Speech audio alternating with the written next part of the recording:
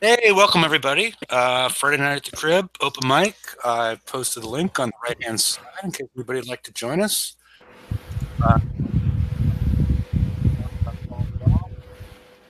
and Daniel, turn off your fan, Okay. and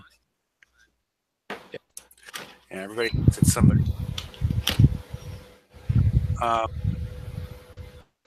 in case you want to join, I don't know if we're going to have as many people because normally Alliance Crib will post this, but I guess they've been busy with the raid today. So hopefully they'll post it at some point. Approve my post at some point during the show.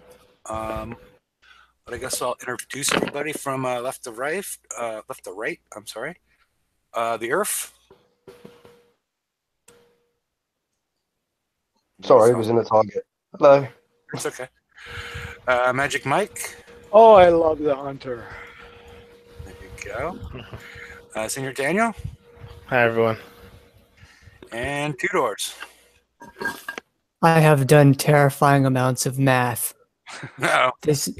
Oh no. It- There's going to be an article out soon. This new special is bad. Bad like the like your parents would say, or bad like the kids say. I'm thinking more like your parents say. Well, the parents would have been kids back in the time where bad was good. That was good. So Oh, bad was good back then. Your parents? back then, Yeah. probably sure. I don't think it's good. I think bad was bad at that point. I guess it went in cycles. Okay. The point in time where bad was bad, let's just go with that. Put another word on the end. Is it badass or just bad? I mean, it's kind of the ass augmentation nexus because it is just a piece of crap. Oh, well, Oh my god. that's terrible then. That's badass. Oh yeah. Good. No. It is So it is the badass without the bad. It is just the ass. It is so bad. Generational thing. Okay. Yes. I'll be quiet. Okay. But again, I'll get off your lawn in a minute. Hang on. I will post the link one more time in case anybody'd like to join us. But yeah, how's everybody's rate going? I'm sure there's some people that are unhappy with it. I'm not really having any issues with it. I mean, I do find that I've gotten worse at doing at driving Fangtooth since yesterday. Me too. Not sure how that happened. Maybe old age caught up with me and 12 hours or so, but I'm taking significantly more damage than I will. Tweaking going on, Hefe. What? Could be some tweaking going on. Oh, that couldn't be happening. I mean, it's my fault. I'm getting more damage as well. then I got 30 times as worse as with driving Fangtooth as I did in the first raid 2 months ago. Yeah. 30 times as bad, you guys. Holy crap. That's significant. Yeah, 6 minutes damage to 3 hours of damage. Oh my god. In the first, that was the first target, Hunter or Fangtooth Depths, whatever the one was back in October, the very first one, the short one. Shitting. No, I killed the first set of ships on the outside. Then when you get up to the point where there's those walls protecting the gluttony, the mortars that the gluts fired took a quarter of my health with like a couple of hits. That's just not right. No, it's not, but it's happening. I was at half damage by the time the target ended. And this fucking guy is trying to make me look like an idiot. Oh no, he's doing a different target. Okay. Oh, I didn't even notice Corey popped in. Okay.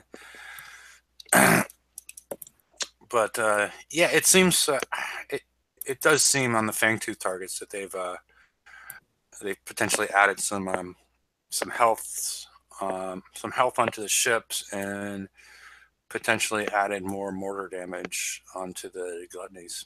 I believe. That's the way I potentially see it. So if you could drive well and avoid the mortars and whatnot, but they've definitely made changes to the new, and across the board they've made at least in one part a good change. Because previously people would probably notice that you left the target and re-entered it, all the pop-up walls they wouldn't pop up. They would just disappear.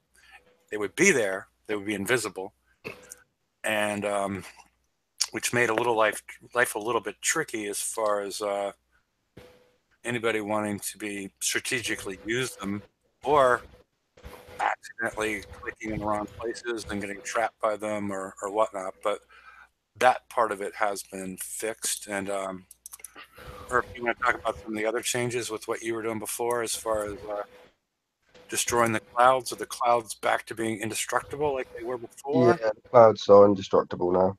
So in the Hunter's Trophy campaign, when you originally go in, you could trigger some ships, kill off most of the subs, leave a couple, and then you could skirt around the top to where the pop-up wall is on the corner, and cause the glut to kill off the cloud, which then would allow you to trigger ships from there.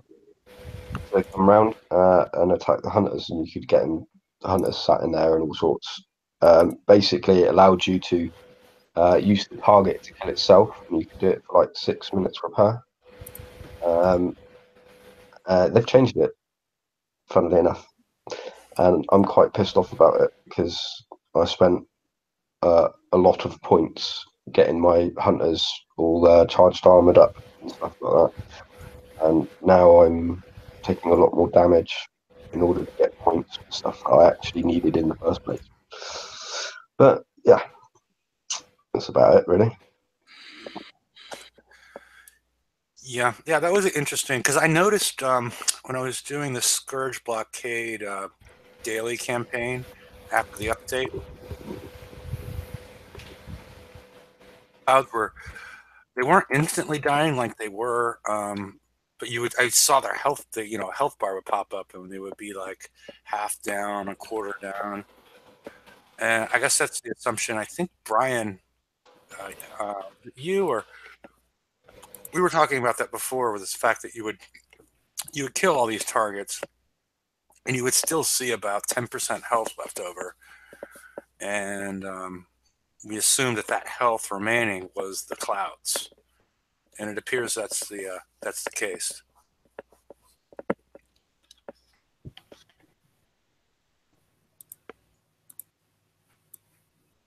So, yeah, it's definitely the case. So, they do have a certain amount of health to them. We could kill them off by driving the correct way in order to get the guts to fire at them. But obviously now they've changed it because they don't like people using strategy in a strategy game. Yeah,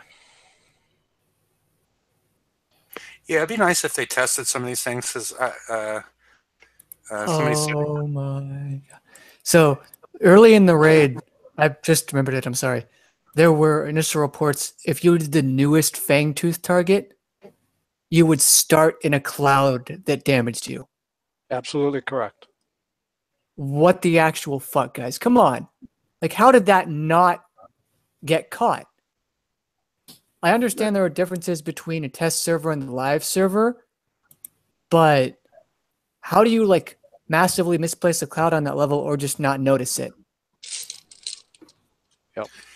Yeah, I mean, somebody's saying that killing the clouds is a glitch, and I think we sort of explained if they're incorporating them in as health and they turned it on with the last update, I don't think it was a glitch. I think it was actually a new part of the game, and it didn't work out for them the way they thought it was, and now they're calling it a glitch. The fact that as soon as that update popped up, like I said, I was noticing it for all the clouds and the Scourge Blockade and whatnot. Yeah, there's health left. There's health left when you kill these targets. They're not at 0% like a lot of targets. This was an intentional part of the game that they were going to change throughout. I really don't think it was a glitch. I mean, because there's tons of things like walls and land and things like that that can remain on the map and not show health remaining. And throughout throughout time, doesn't take damage. So I think this was not a glitch. I mean, it might have been called a glitch because they fucked up and they didn't actually use players to test this that would figure out some of the strategy associated with killing the clouds. but I really don't think it was I don't think it was a glitch, because otherwise they would have coded it differently.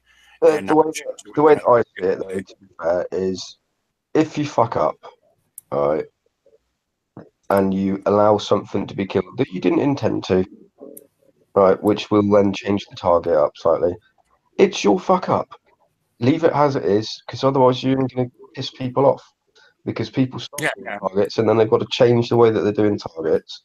They might have done what I've done, had a strategy where I'm going to improve my fleet in order to complete the rest of the raid within the time frame that I've got, and the amount of gold that I've got in order to get all of the points that I need. Yeah. So what I've done is I've improved my fleet as I've earned the points, so that I can then carry on and do it, better further on in the game. So now I've spent 80 million points on improving my hunters to enable me to get all the rest of the stuff that I've got. And I'm basically stitched myself out of 80 million points, which is a bit shitty, I think, of Pixar. Yeah, because I could see other things being called glitches, like when you park yourself in the corner. There was a couple of raids where you could just go park yourself in a certain corner of the map, and they couldn't get to you, and you'd be out of range, but they would be inside of your range. I mean, I remember quite a few like that, and then they would build a wall around the corner afterwards. But yeah, I agree with you, Irf. This appeared to be a legitimate part of the game. I don't think it was, something that they intended to happen. But like I said, they didn't have players testing it enough to realize that. What did they call it? People gaming the targets. That was the one, wasn't it? With the Reaver one that we had, where they changed it because we were all doing it for no damage. Yeah, where they changed it and basically implied that we were all doing illegal things or whatever. Exploiting. I mean, okay, so one side tangent. The negative 100% resists on the Buccaneer hull.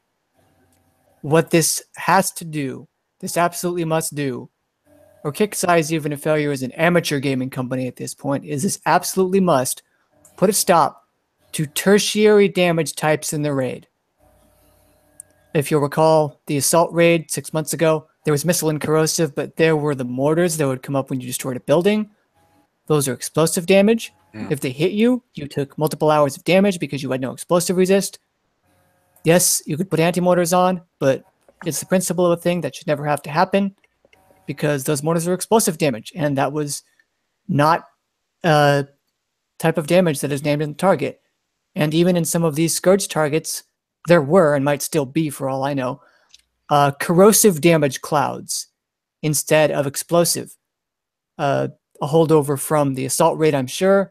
But again, if you're not going to give us any resistance and defense to it, stop putting it on the target, you idiots. And now they're doubling down.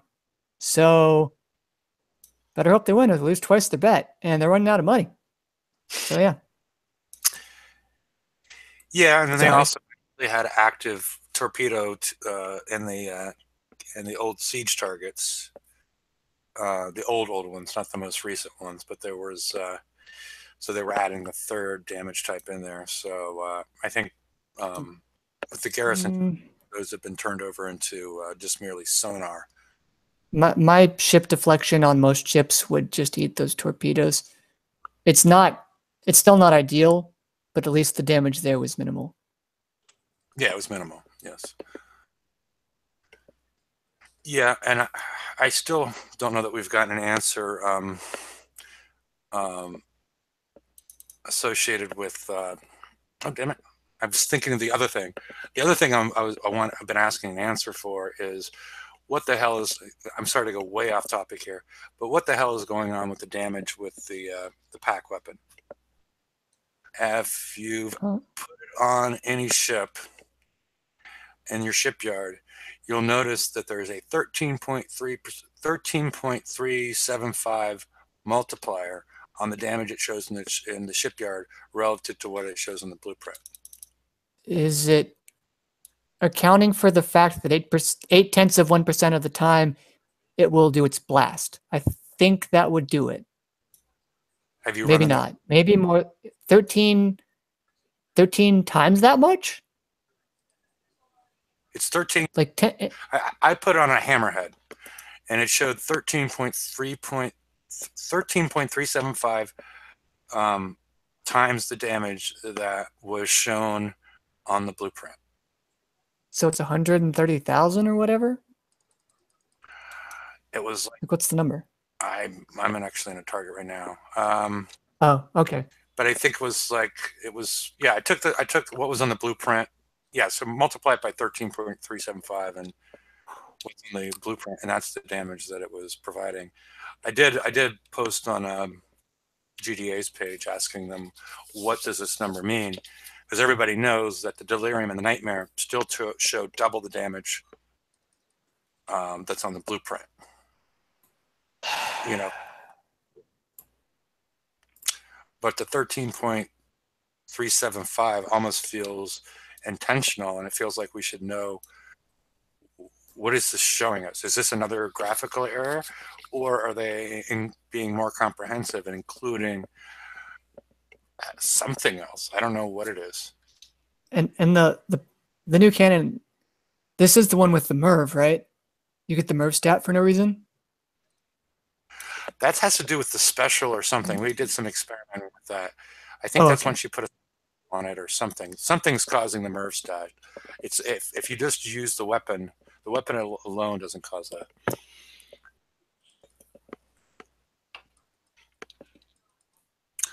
But take it, as an example, because you can put it on the hammerhead, which has no offensive buffs, and then take a look at the damage number that you get with putting the pack on there. I use that one because there might be some problem putting it on a gunboat because the gunboats skirmish and whatnot. But I use the hammerhead as an example.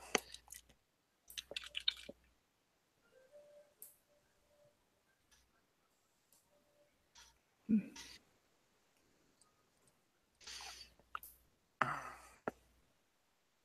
see what I'm talking about, Brian? Yeah. Sorry, Quiet I'm because looking over my map. targets. I'll do it. Sorry. Yes. Well, they'll probably just say they'll address it and never do so. So. Well, that's what they've done. I bet if I fail, I take it with CS, and they'll tell me it's what's on the blueprint. But this is the second. This is doing with weapons recently. The numbers are different on the blueprint, and it makes it difficult to try and figure out. Especially if you're dealing with like deflection values and whatnot. What do these numbers actually mean? Because some people use the use the shipyard to calculate, deflection values and things of that nature, which becomes really difficult if those numbers are wrong. Yeah, I mean, personally, I just use my own math, but I'm an anomaly in every sense. So, yeah, the main tool that you're using to give information to players about the ships that they're building is deeply flawed. You gonna fix that, Kix? Maybe for Christmas? Well, Yeah, maybe for Christmas, and you're gonna get your 5 medium-sized ironclad tokens. Yeah. oh hell yeah! Yeah, now you're set. I still Let's can't. go. I still can't believe they gave that to. I mean, that's like that one just baffled me. I'm like, why are they doing this? It's like giving away empty beer bottles. Yeah, at least you can get the deposit on those. Here, have this. I'm not lint. sure what you. Yeah, this is just something to further cram up your the tokens that you have, because who is going to use 5 medium BXP ironclad tokens?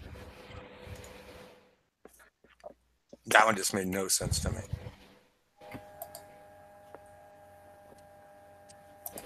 I heard that. But I guess why don't we get back to the raid? I assume everybody out there is probably doing the new S targets, and probably not. They're grindable, is the way I see it. There's not a lot of tricks anymore. Earth was using something that was We can stuff undocumented. on walls a little bit. Yeah, you can do that in the hunter target. Mhm. It's much more difficult to do that in the fangtooth target. Oh. In the new one, in the previous one, you could do that quite a bit, but it's difficult in the fangtooth target to find walls to. There's only that one little spot, like after you've run through everything, you can pin a couple of them behind the walls, way up at the top, with that last big grouping of like 20 ships. But not nearly as easily as it was in the previous S target. So, but yeah, personally in the hunter targets, I've just been going in, hitting one set of whatever. Well, and when I first go in, I hit that first little, what's that little, the little small sub. I hit that, run to that back corner, let them fight it out, retreat. When I retreat and come back, all the Drac hunters are sitting there, and they can't be activated. They won't move. So you can just sit there and pop them off one at a time. And then you kill them, at least with my build, that's instant repair on the map. Boom. And then I go in, hit the glut at the top, and then take out the next group of subs and lead them up into those walls and trap them behind it. Retreat again, recharge my armor, keep on, just rinse, repeat, and just hide them behind that wall. And it's about a half an hour of damage. It's about what I'm doing, and it's about a half an hour damage. How many times are you retreating? 3. I'm at about 3. Yeah, that's around about what I've been told to do if I was doing it. I didn't even get in build and someone told me how to do it. I was like, all right, cool. I can't do them anyway. But Synergy says it's doubling the damage listed under the secondary weapon. The secondary weapon. Oh, you're talking about the building and wall damage? Synergy? And I looked at that. I think- It comes close, but it's not actually doubling that number. Maybe it's subtracting 0.8% somewhere. Oh. Okay, it's doubling. I don't know what the secondary weapon is. The Hadoken.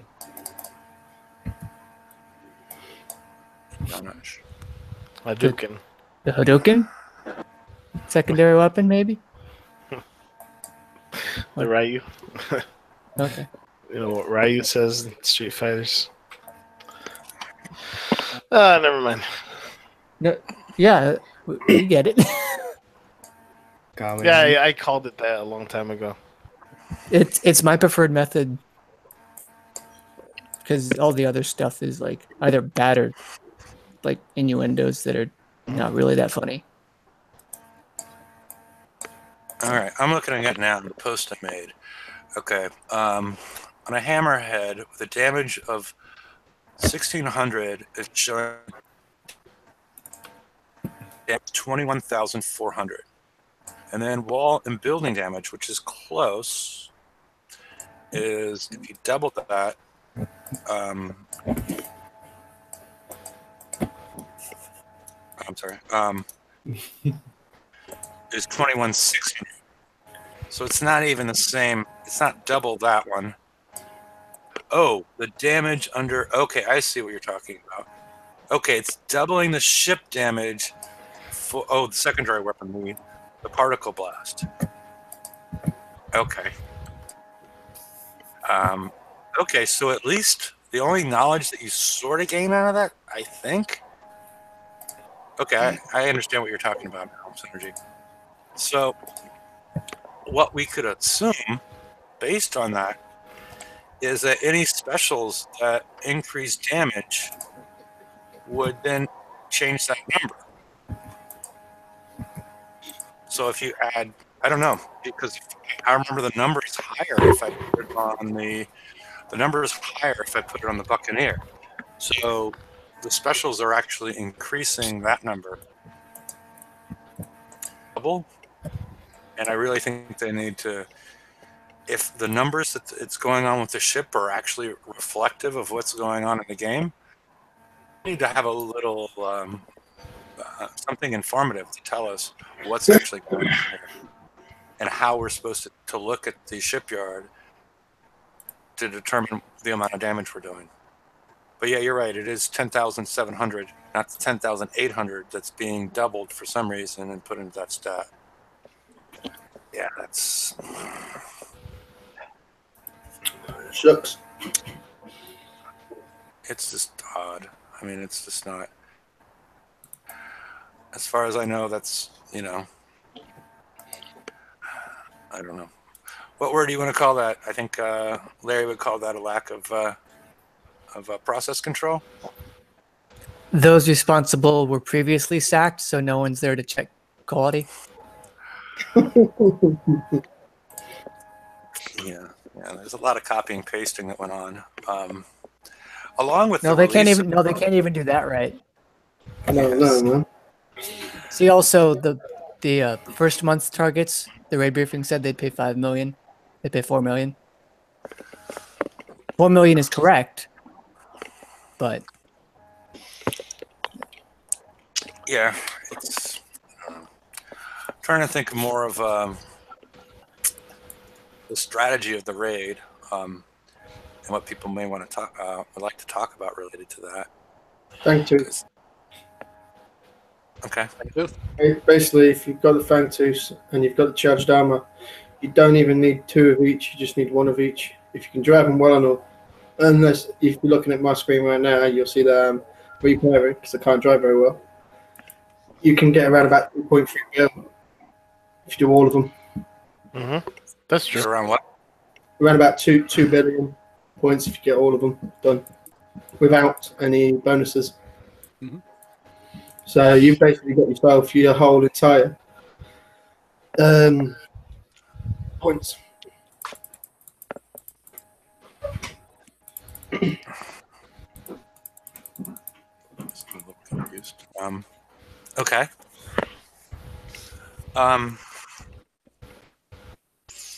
Alrighty. As far as anything, has anybody else put any thought to the builds on the Buccaneer? Right now, I'm starting to wonder. oh boy, If I'm have starting to I. wonder what the I'm starting to wonder.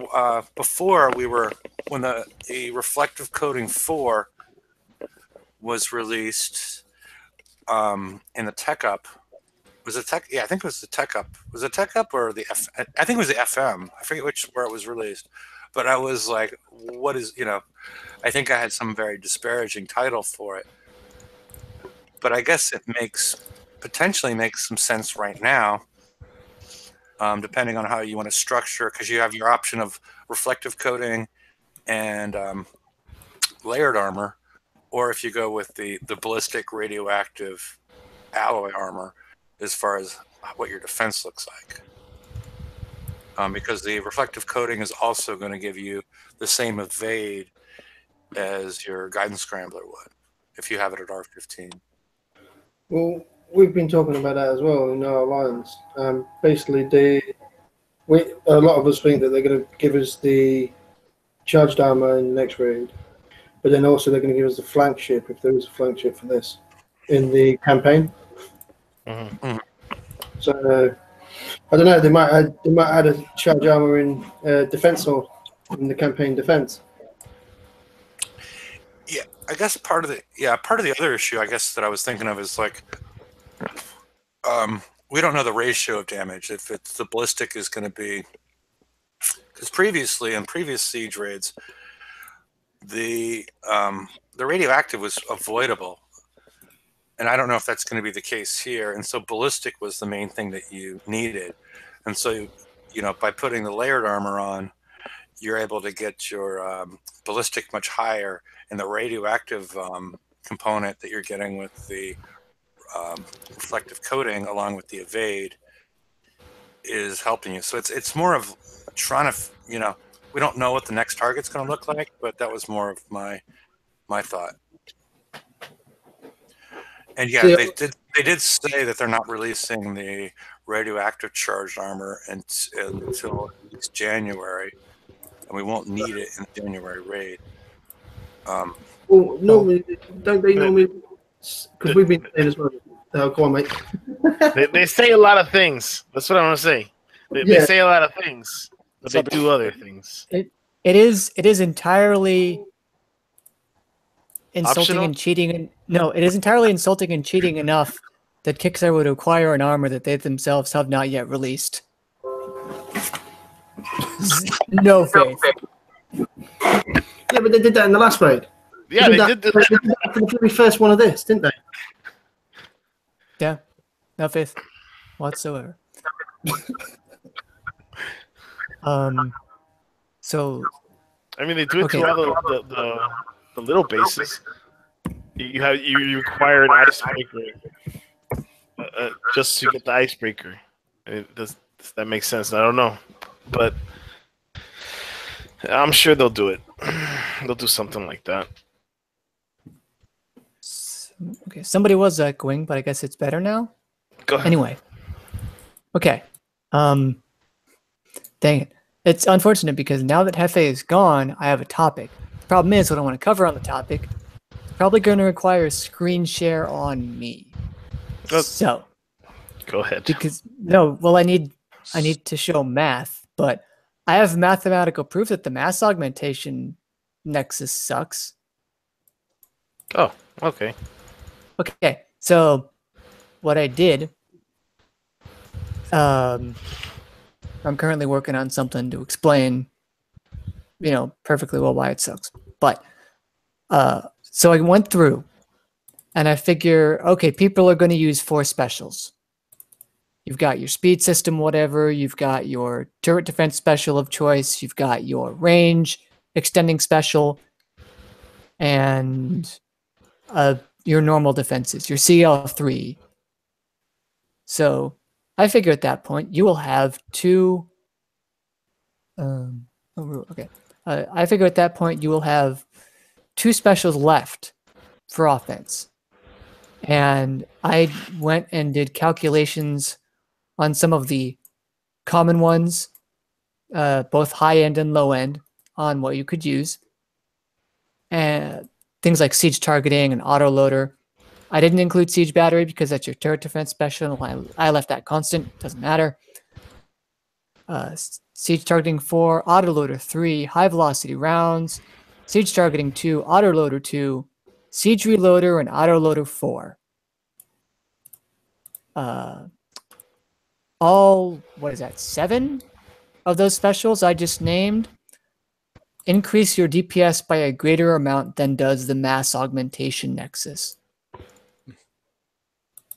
The damn, it's not even autoloader 3, it's autoloader 2 beats this thing.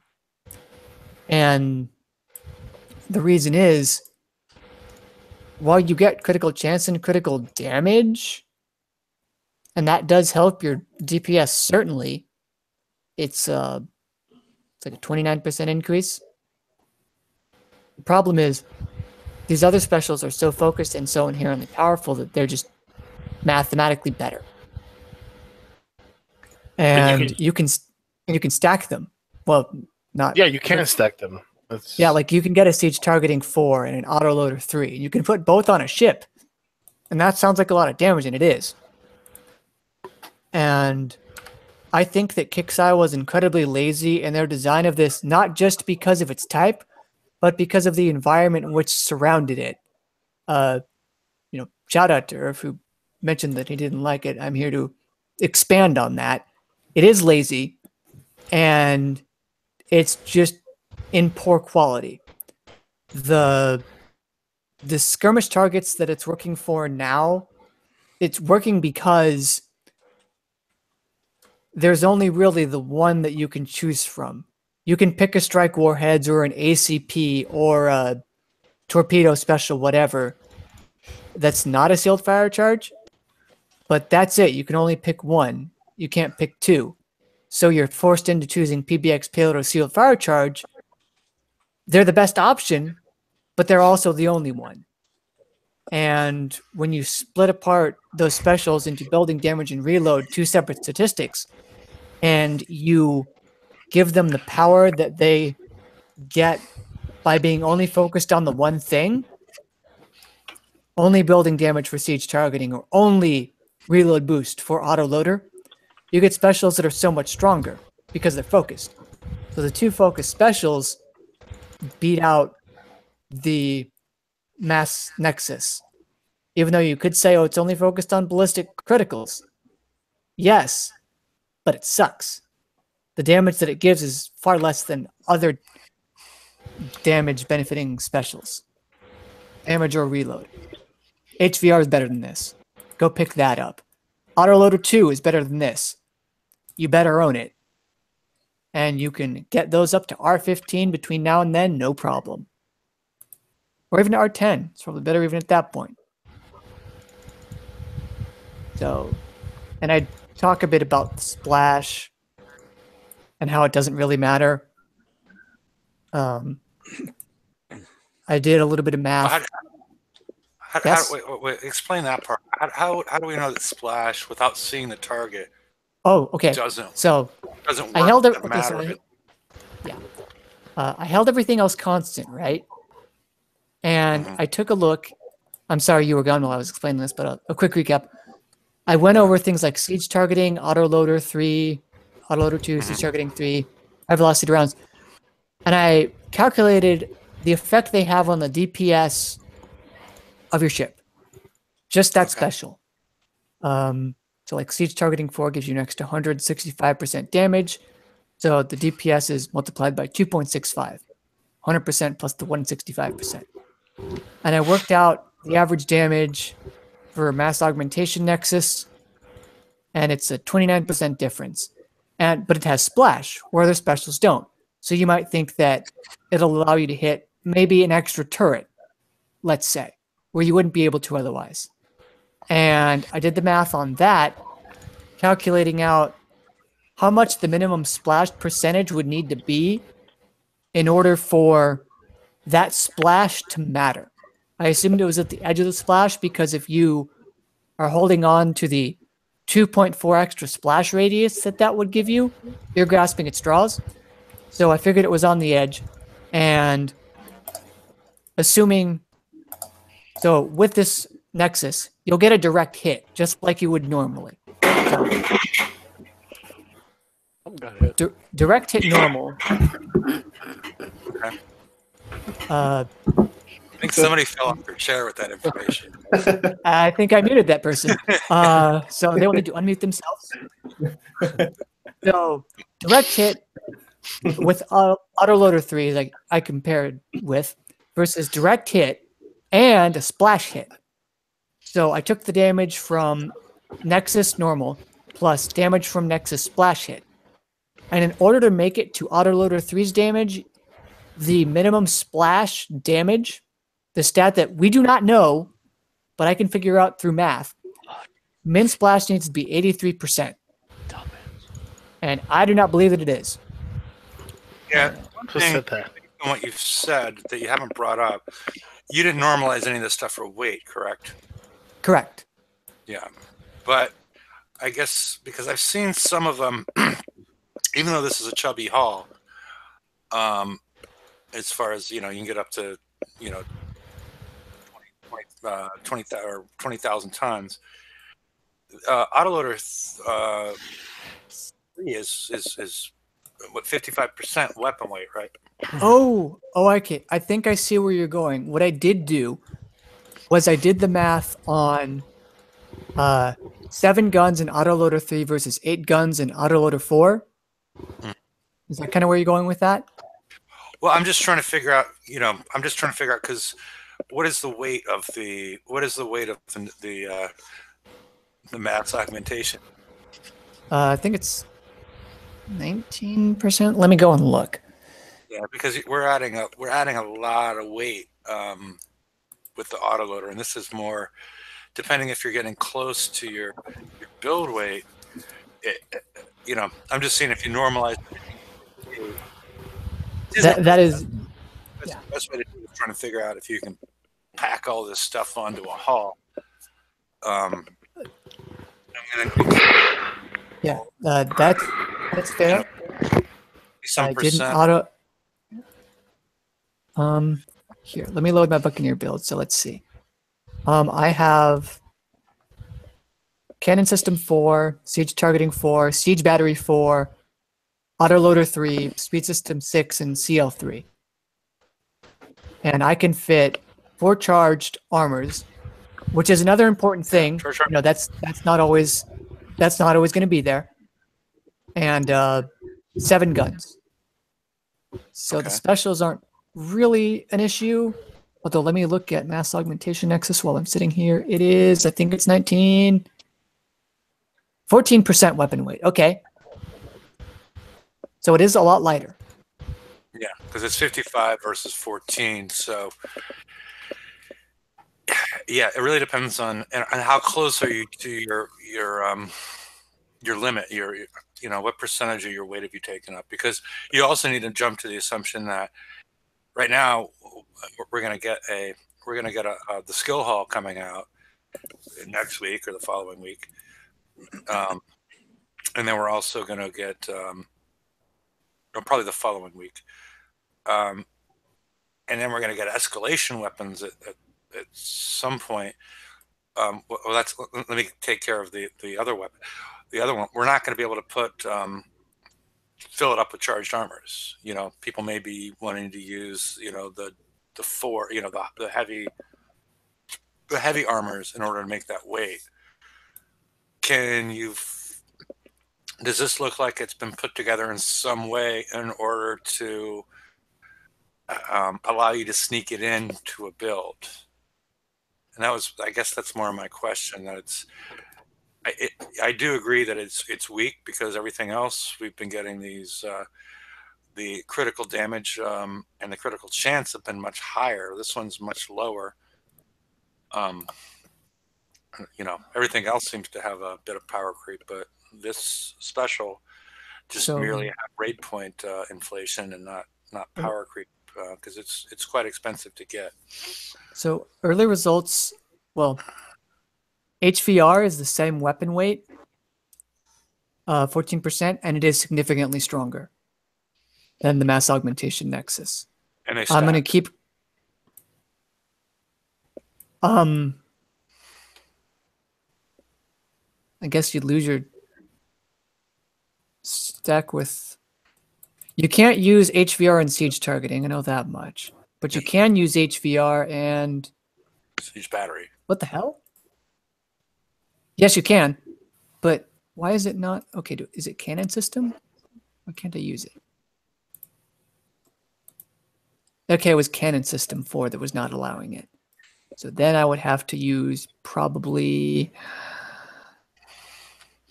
Nuke Excel would put me overweight, I think, because they're very heavy. No, I can fit Nuke Excel 2 or Nuke Excel 1 by extension. High velocity rounds and autoloader 3 on the siege battery. I think if you have Nuke Excel 2, it's a safe assumption that you have siege targeting 4.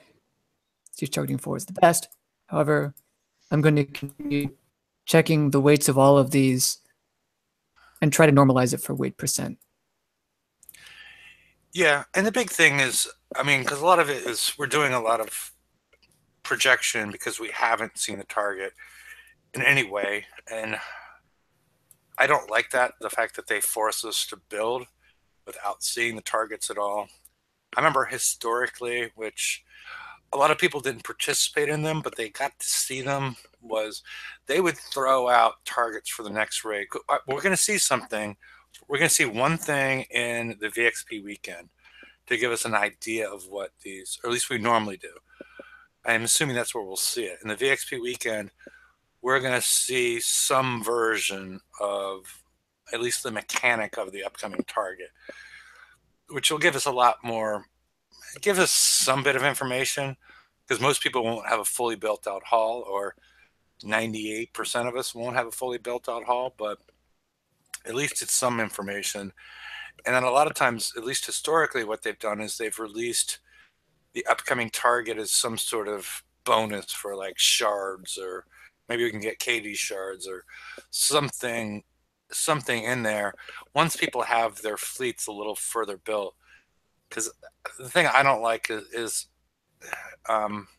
basically building in the dark. Because you've brought up a lot of things, and I brought up some things as far as reflective coating versus the alloy armor. Yeah, it would be. I think some of these things are a little bit early, is all I'm saying. Okay.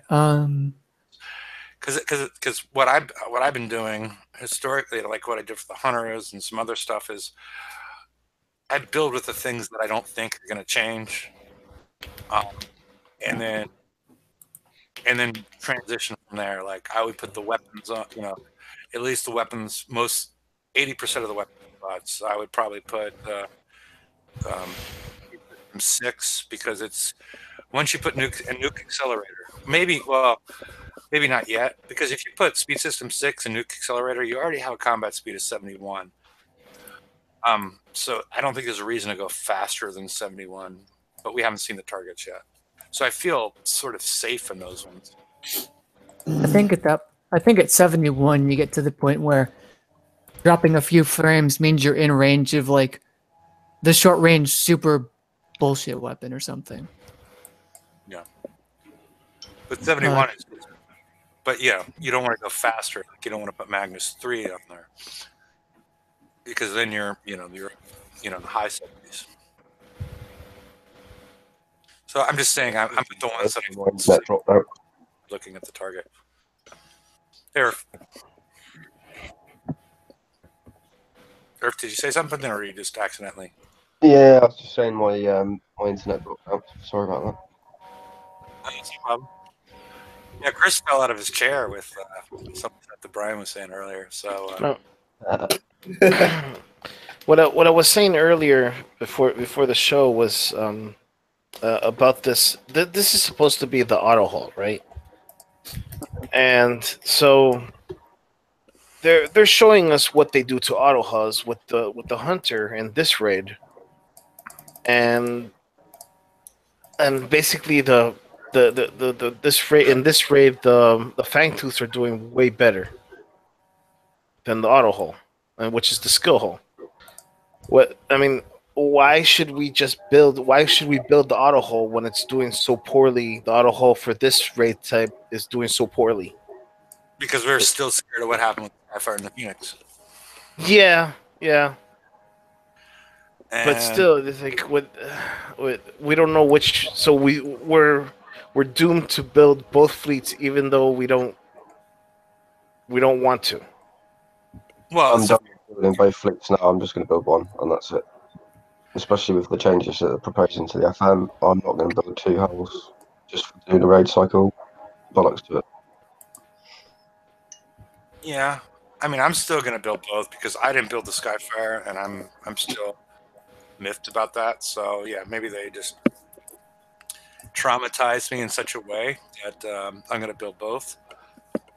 But it's a matter of where you put your priority at the beginning, at least as far as I'm concerned. Because I prioritize the Fangtooth, and this is the first time I've used the Hunter raid. But I'm afraid with the way they've flip-flopped the release, because I never actually finished my Ironclad last time, and this is a fast Ironclad. I still only have 2 of them, and just waiting for the new Cannoneer to show up, which I think is going to be the new Fusion Cruiser. Is my Well, look what stats that we're seeing on the Buccaneer. I think something like the Fusion Cruiser is going to be the next ship that comes out. But look what happened to the Ironclad. Hi. What happened? Look what happened to the Ironclad and everything. So, and then they flip-flopped it in the Garrison raid, and look what happened to the Icebreaker. What?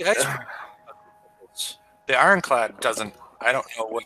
I think people are doing the dubs with them. Yeah. Yeah, and they were really good on the. What were we even hitting those targets for? Sort of incinerator. No, they were good for the older base part targets.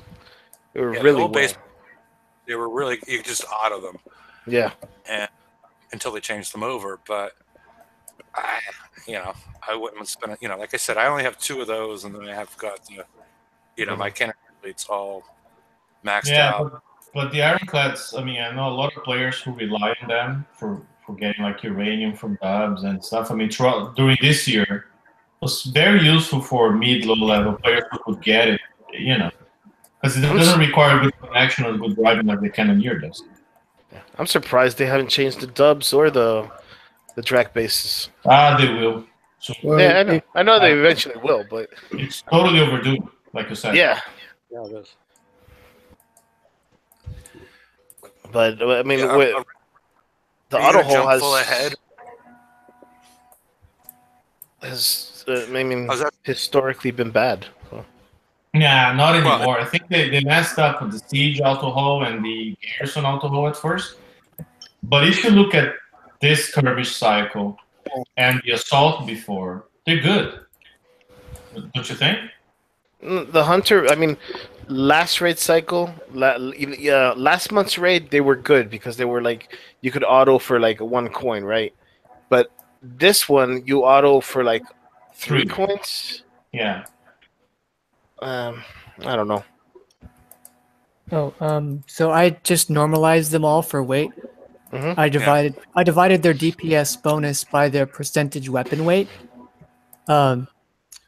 Siege targeting 3 is the most efficient per weight, with siege targeting 4 in a close second, but siege targeting 4 gives the most actual DPS effect. Third place, I'm sorry, high velocity rounds is the winner because it has a lot of damage, but it's 14% weight, the same as the Nexus. So HVR is top, then ST3, then ST4, but you can only pick one of those 3. And then it's the Nexus, which I think you could combine with them, but I haven't checked on that. Accelerator. You can combine it with HVR. That's the question I brought up when you brought up AL3. That's why we're doing. So AL3 is, I know that Rue likes to fat shame the ships, but we can fat shame the special. I'm sorry, Ren, if you had a question, I didn't hear what. Sorry, Brian. Yeah, did everything just pause? Yeah, everything's dead for a second. Okay. Can you hear me now, Brian? Yeah, go ahead. No, my question is, what you're saying is you're ranking them by DPS added versus weight added to the ship, right? Mhm. But in terms Yeah, of DPS, which one of the 3 gives you more extra DPS? Oh, I have a table. Oh boy, do I have a Of table. course you do. That's why I'm asking you the question. Siege targeting 4 is the best because it gives just a massive building damage buff. Autoloader 3 is in second place, but it's very heavy. High velocity rounds, third place. Autoloader 2 is down in 5th. Siege reloaders later. Mass augmentation nexus is 8th out of 9, by the way. Wow. Yeah. I sent Shocking. I sent an article draft to George so we could read through it. But once all that's done and everything looks right, it should be up. I can send it to you if you want. You can go over the math and check my work. Oh, Pardon? I'd love to. Fantastic. I'll send it in a Not minute. just But yeah, your work, just understand it, right? I'm going to take a good read at it. yeah, it's I didn't expect it to be as bad as it was, if I'm honest, but it really is. The math just doesn't support it, and maybe I'm doing it wrong, which is why I want people to check it. But here we are.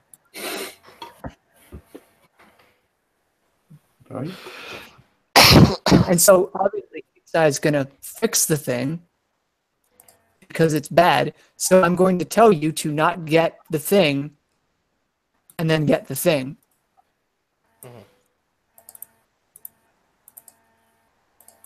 because they'll buff it and make it better because monoliths happened. If I leave, I think we're all having some There's Kind of problems, yeah. internet issues, I think, with everybody. okay. Yeah, he just came back and we're still live. Okay, good. I can hear you nice and clear, Brian. Yeah, no, I just wondered if it was still live. And okay. I left you go off for like 4 or 5 minutes. You were just getting, it was herky jerky listening to you, so I refreshed because I most appears to be Google Hangouts that causes that issue. yeah, I think that's just everyone right now. I think there's some problem with Hangouts. But yeah, math was done. Mass augmentation nexus is bad. Don't get it. Mass augmentation nexus is getting buffed. Get it. Ta-da! Flip a coin, right? I guess so. I mean, if nothing else, high velocity rounds is up for sale, right? Yeah. Yeah, That's a great special. it's so good. Yeah, right down the bottom, it's going to be about $1 mil. Also, if you want splash and building damage but can't get the new special, you might want to get what is it called? High yield warheads. Oh, that's so heavy. Well, compared to autoloaders, not. Well, yeah, it's heavy compared to the other specials, and that's the really interesting thing with this ship is balancing the weight. I looked at 7 guns versus 8 with different autoloaders, and what specials would work well, and there were some interesting results, and it's nice to see that there's sort of this give and take where you cannot have literally everything that you want. You have to give up something. In this case, it's a new gun for a lighter weapon, or you could have all 8 guns and give up something else. It's nice that there are those choices in building the hull. So, are we calling the Buccaneer or Tick? Bucky. Tick. Bucky, because it looks like a tick to me. Bucky. It does. Bucky's good. Be Bucky badass. It'll be all booked up. All bucked up. That's right. Actually correct.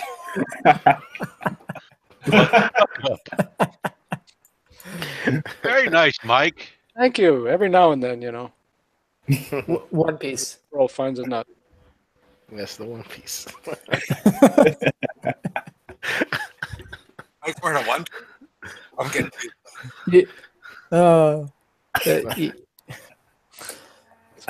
You had to be there. It'll take a while to explain, and even then you gotta read the manga. Anyway. So the raid.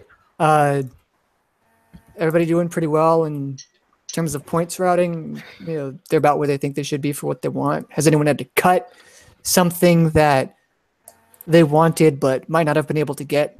Like the Omni Behemoth as an example? I am. Say, Brian, like with work and not playing much so far, I mean, right now is the first time that I played this raid for longer than an hour. At, I think, 120 million points, no lag, everything's going well. It doesn't even look like it's a Kixeye event. I'm shocked. Are you sure you're not playing Seacraft? No, I'm playing Battle Pirates. I double checked. Huh. I don't think Cool. Seacraft has events yet. Or if there ever will be events there. So Fair. From a lag perspective, it has been fairly decent. I know some people are complaining a lot about lag, but I have had 0 lag so far. it takes a couple of targets. Once you get to the 3rd target, it starts getting really laggy, but then you have to reset and then Man, I've been playing, I think I'm on the 8th target, 9th target, and now I'm running Google Hangouts at the same time, and it's all good. I've played for the last 5 hours, not once had to refresh. No lag for me. I didn't refresh the game at all since I started like about an hour ago.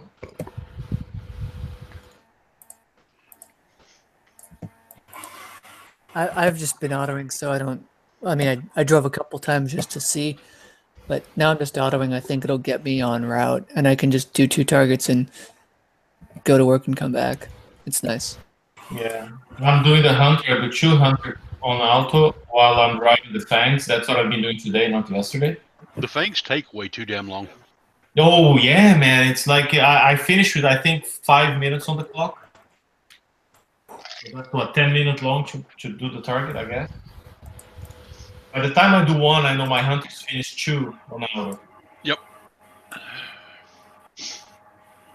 And then I'm repairing the hunters the slow way. You know, I so far only spent 2 coins repairing something because I dodged the subs by accident, forgetting that I had to have 100% health to relaunch them. Yeah, then I spent 2 coins, but that's it.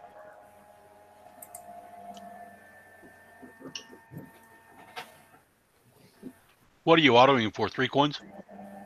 Yeah, it's all constantly like under. I mean, 130, 140, 1 hour 40, 1 hour 30, 1 hour 10. It varies like that. But yeah, 3 coins. But then I dock and repair slowly. Yeah, but isn't it quicker to actually get your apex to actually heal up? If you get it below 50%, and it actually quicker just to get your apex to heal it up.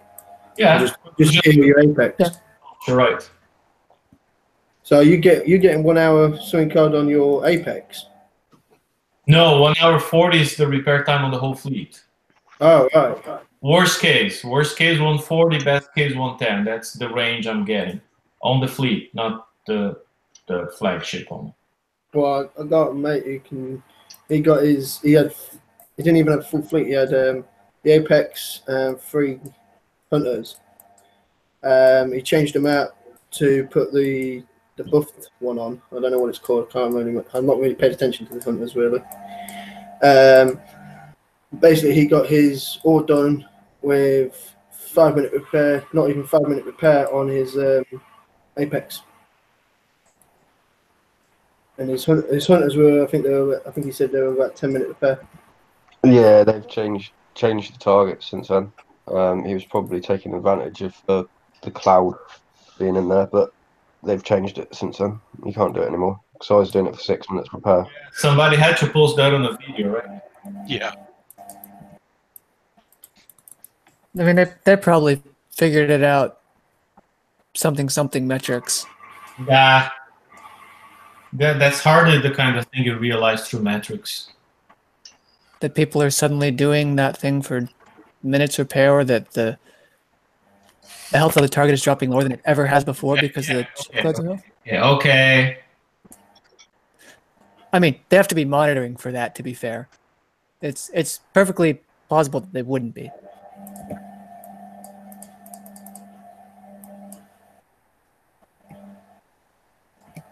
Is somebody running a machine in the background? Because sometimes there's a sound like a machine in the background comes on and off. Yeah, I didn't know if that was actually going on and off or not. I'll mute myself then, guys. I didn't know it was. I thought it wasn't going to be loud enough, but if it is, I'll mute myself. No, it's not loud. It's just a noise in the background. I just want to know if that's my line or if that's somebody running a machine in the background. No, it's my washing machine. If it Okay. does. But I was far enough away. Hey, gotta wash that underwear, man. Be raid ready, right? Once a week at least, whether it needs it or not. That raid underwear that stands up by itself by the end of the raid. You don't have to worry about it with the catheter. Oh, I said the military calls it a relief tube. You should take advantage of that. There you go. I mean, if you're an astronaut, that's really fancy.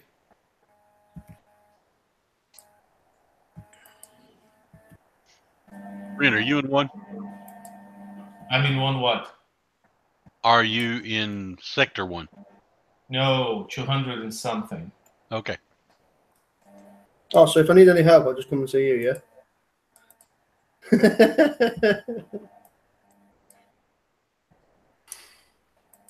You can go see Rum, yes. I'm in sector 1 something. I don't remember where I'm at. Okay. So, interesting thought. We got the Tier 6 Defender Hall of Hope. out early, earlier than the normal schedule for Bounty, because they wanted to give us the Tier 6 Defender before they gave us the Tier 7 Conquerors, starting in January. So, Which one do you build? well, the only one available, that being the Hope. But it's No. weird. I guess. No, I'm saying at this point, because that's the question I have. One's 20 million, one's 60 million. I mean, as far as the What's 20 million? The Hope? Yeah, the Hope 20 million, and then the Omni Behemoth is 60. Well, the Omni is going to have a longer shelf life as a support hull because that guy is not a frontline defender, right? That's the one that stays in the back and buffs the others and gives a lot of countermeasure coverage. So I'm betting on the Omni having a much longer shelf life than the Hope. So you were gambling Mando? That's the question. The other thing is, I'm betting that the first Tier 7 Conqueror is going to be a cannon hull, just because everything they've released lately is weak against cannons, and there's no cannon Conquerors that are valid in the game right now. Yeah, and they're not going to upgrade our walls anytime soon. No, but just check the stats on the new defenders and all that kind of stuff. Everything's weak against ballistic. Oh, good. So everyone forgot about the Survivor. It doesn't exist anymore. Survivor, I mean, the whole you mean rival the walking 21,000 pin aura? Yeah. Yeah, but the Survivor was kind of a failed experiment, like the whole Rivals was, right? Yeah, the Rivals was failed. But doesn't the Survivor just get eaten by the Omega? No. Actually, it'll survive the Omega. The thing that'll kill it is the Emancipators. They easily die against the Emancipator. Yeah. I think Corrosive kills it pretty quick, too. Mm-hmm. Yeah, the thing that I've been worried about is the fact that they're now giving us everything with like these really high inherent deflections against pretty much everything. Before it was like you were low in two things, but like the King's Writ and then the Hope is low on ballistic, but with proper placement,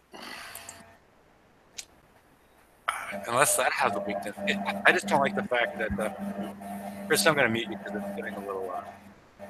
I think you're in a spin cycle.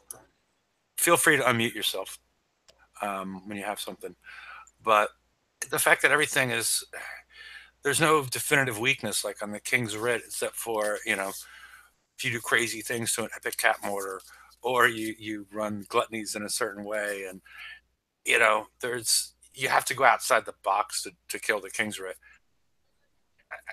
I'm just afraid that they're going to go down this trend, of having to do really because you're not really unbalancing your base with the Epic Cat Mortar, but the whole gluttony thing, I think, sort of unbalances your base and calls for extreme things to be done to stop it. Just because across the board they have really high deflections against everything, and previously that wasn't the way it worked. It was, it always had a very distinct weakness, and I just don't know. Now that they're giving the King's Writ away for 5 million points, it's cheaper than you can get two of them cheaper than getting a charged armor. It just seems like an odd game direction that I don't really understand. Is anyone going to build a full fleet of King's Writs?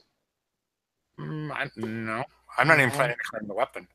I don't think it'll be relevant in a few. I don't think either. In a month. I don't think it will, but maybe somebody has a different opinion. I don't know. I mean, that is until they release the flagship for it, of course. Now, for players, for 5 million points, players who sometimes feel like they need a Conqueror to do like those TLCs, that would be a great choice. Yeah. Yeah, and that was the question I was asking before. I asked on the Wednesday show. Do we think we're still going to see those again now that Bounty's out? Yep. I think so. You know what? They could relegate the. You could probably relegate the King's Writ 2 as a sub hunter. But okay. What's the better Conqueror at this point than the King's Writ? as far as a spotter? None. Okay. Right now, If you're but relegating it down to just like a sub hunter, there isn't anything in the game at this point, is what you're saying. well, I mean, There's no conquer in the game if you're relegating that to, some other duty.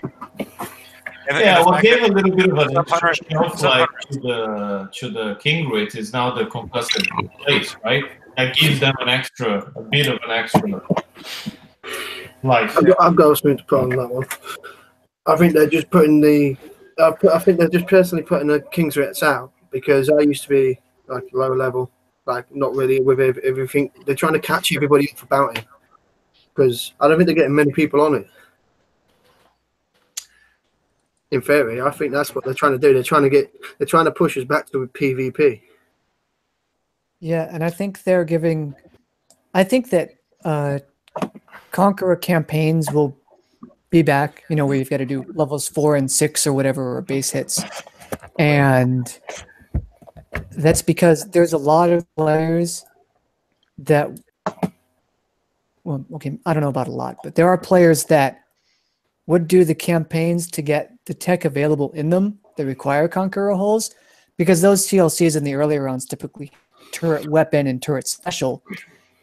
And those kinds of players that feel like they would be able to do well enough in PvP to beat the PvE kind of targets that are put out, but don't feel dedicated enough to join PvP bounty, where the rules are vastly different. Everything is made up and the points don't matter. So there's a group that they could be monetizing. So, and there's already like templates for these sorts of things. Like they already have levels 5 and 7 are Conquer and the rest is whatever. Like they have a plan for that. So I think that they're going to try. And I think it's less about pushing the players towards PvP and more about kind of like saving PvP because it's dying. Few players do PvP in this game nowadays. You only do PvP unless you've got something to claim or you've got alliance points. yeah. Well, It's the only reason why. It's the only reason why I do bounty. I don't go hitting people unless they hit me. If I've got my alliance points and all that, there's no point. It's like, why do you want to sit in a dead base when you've got a load of campaigns you got to do and all that stuff? That's true. Another thing is I mean, there's no I win button right now. Not yet. No, that's right. There's no I win button yet. So what I'm guessing is everyone is waiting for the I win button to come along. And that's when base hitting is gonna skyrocket because, it's easy. Yeah, but But they're it not ha- giving it happens for- you it happens enough for time 2 with your I win button. It You get happens the I for- win button for 2 weeks and that's it.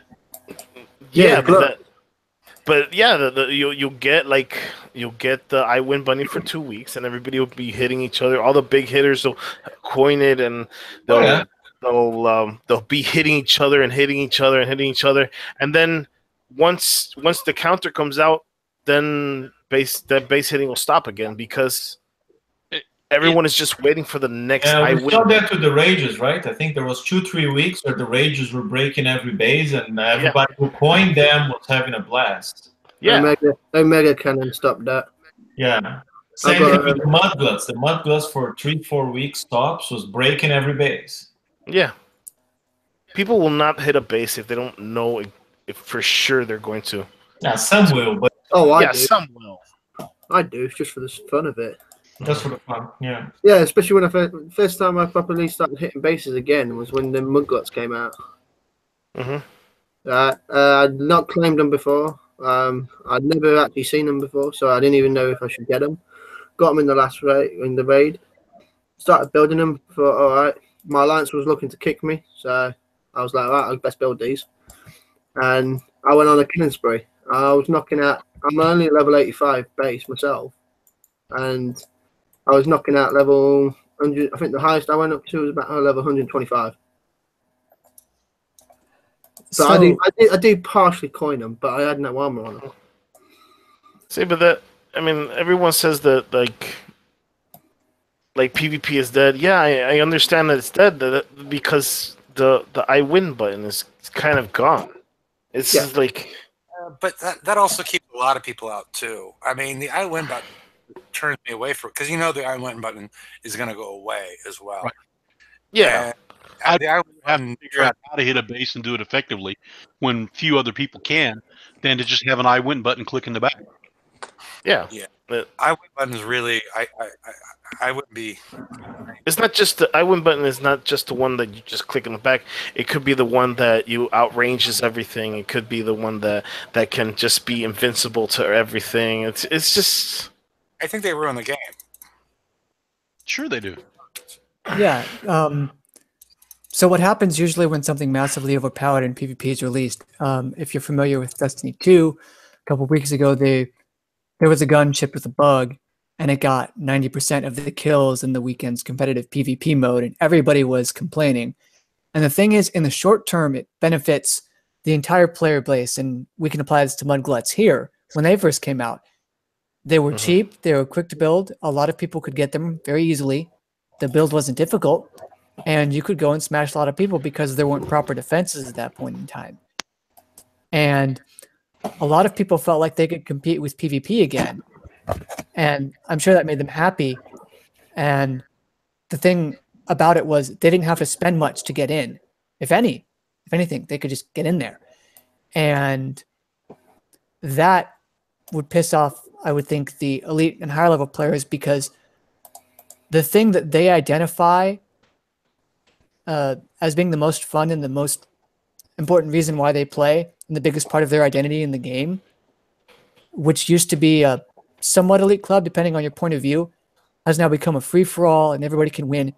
And yeah, it can be fun to take down a guy with Mudgluts once or twice, but 5, 10, 15, 20 times, it just doesn't, like, the fun could easily fade away.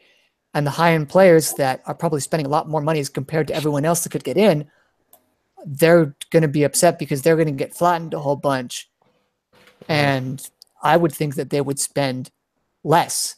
And that overall negative revenue in the long term and even a medium term, if there would be such a thing, I think that would hurt the game. So these sorts of things need to be fixed, or they would need to be done in a very controlled environment and advertised well ahead of time. Which I think they did with the Mudgluts this time, just purely because they brought out, as soon as they brought the Mudgluts out, what came out? That extra portal thing. That portal thing absolutely rips the crap out of you when it bubbles you. Yeah, I mean, I was gonna. Between the time between the Mudgluts and the portal was the long time.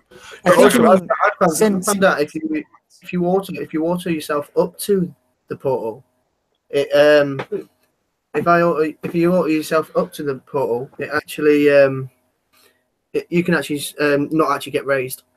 If they've got it in an awkward way, where you can actually you don't actually get raised, you can actually knock it out without even getting raised, without it seeing you. So that's another one which I think they might have fixed now, but that didn't come out. That came out. I think that got discovered just after Bounty. So.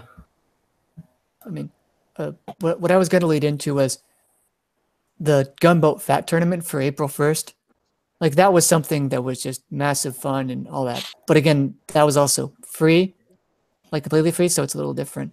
And I think you meant instead of Mudgluts necessarily, Singluts, because they made a lot of oh yeah, I mean, like splash with the scats, yeah, with the scat guns, if you had the 100 range on them, when you with the 100 range and all that, you'd be able to auto up to the portals and they won't even spot you. That yeah, I do hope that's a bug. I hope that's not just It is. I think it's been fixed now because I've not been able to do it for a little while. But it didn't come in with Bounty. I couldn't actually figure it out. I think didn't know about it. I think in some circumstances, I talked about it on the Wednesday show a little bit, but it's translation something or other, isometric projection. There it is. Where because the game has to render 2D on 3D, it's a little weird. So distances aren't always accurate on the 2D space. There's a bit of a range thing you could take advantage of if you move it in the proper direction towards the target. But hopefully, if you can auto up and it won't spot you, then that's wrong. It shouldn't ever be 5 units in any direction. So I think they'll be fixing that soon. I think that's already done because I've not been able to do it since. I've hit the same guy. I hit the same guy who I autoed up to it, and I couldn't do it. So unless he moved, I don't think he moved it. But I've not actually got the portals in, so I don't even know what they look like when you got them in your base. So I don't know if they take a square or what, or if you can move it within the square. So it looked like it was in the same spot, and I couldn't do it. But it was a nice little crafty thing because he was a nice high level as well.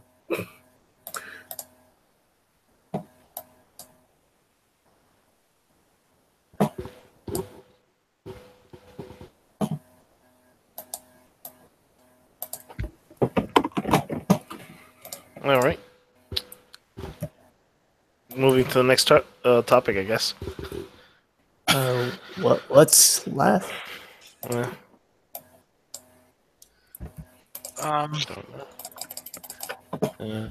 Well, we've run. It's real hard. Let me explain something.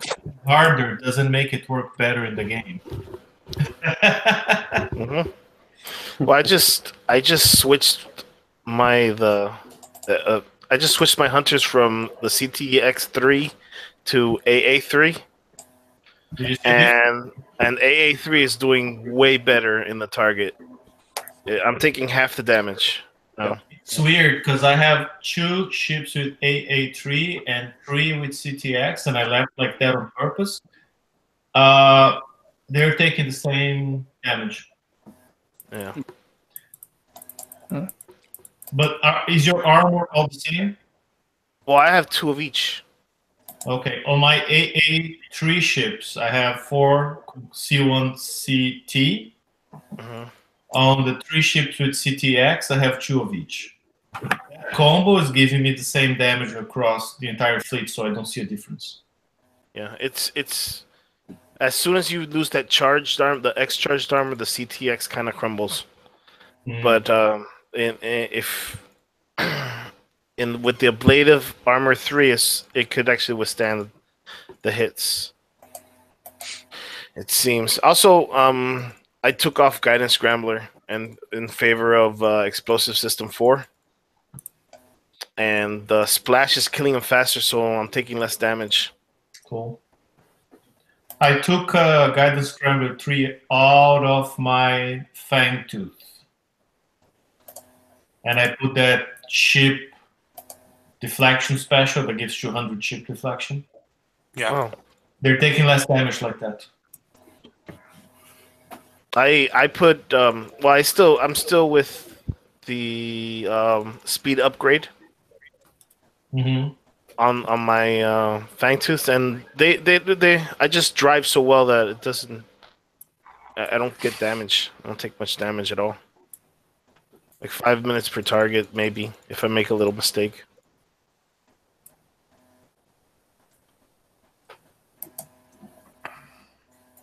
All right. Well, you guys have convinced me to speed up my Buccaneer shell and speed up our repair and swap my, because I had CTX, and now I'm going to put AA3. See how that goes. But yeah, I don't know that I heard that. I wasn't convinced of that. And because I think I heard 2 different sides of it. Yeah. I think there's more explosive damage in the target, honestly. Well, I mean, even if not, I can always swap back. But, yeah, because I was taking a good chunk. If they, well, you're driving, so I guess it would be different. I'm just autoing. Oh, you're autoing. But yeah, even autoing, it's better, I think.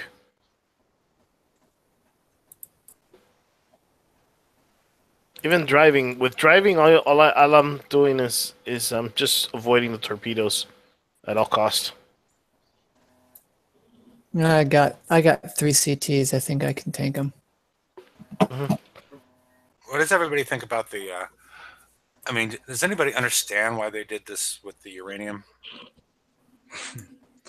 dropping the Man of War.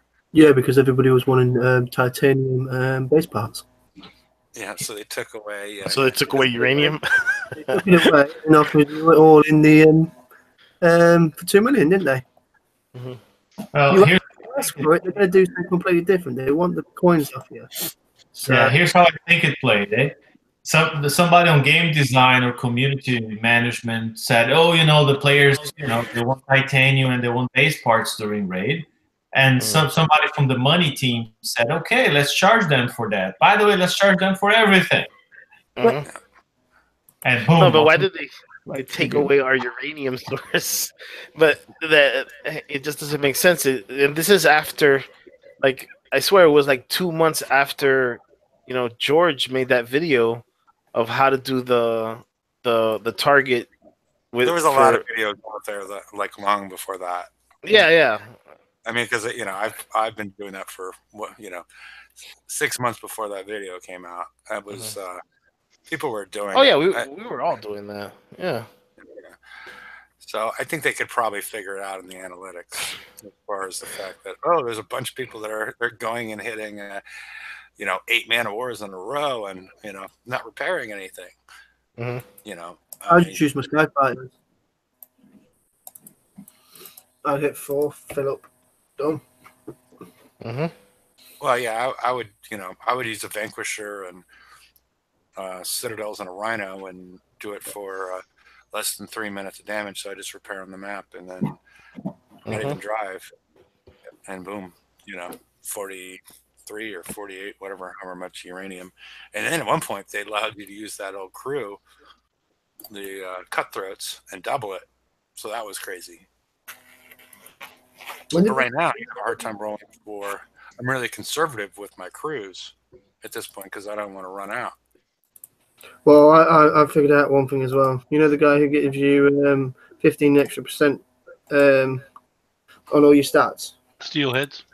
Yeah. Well, won't even bother. Yeah. Won't bother with the Flantus. Is a load of rubbish. Yeah, go with Molotov. What are you going with actually? What the Hunters? I'm not doing the Hunters. I'm not got with them. Molotov works well. With Hunters, I usually like putting Molotov magnums on them. That's I'm using the I'm using the evade one. But yeah.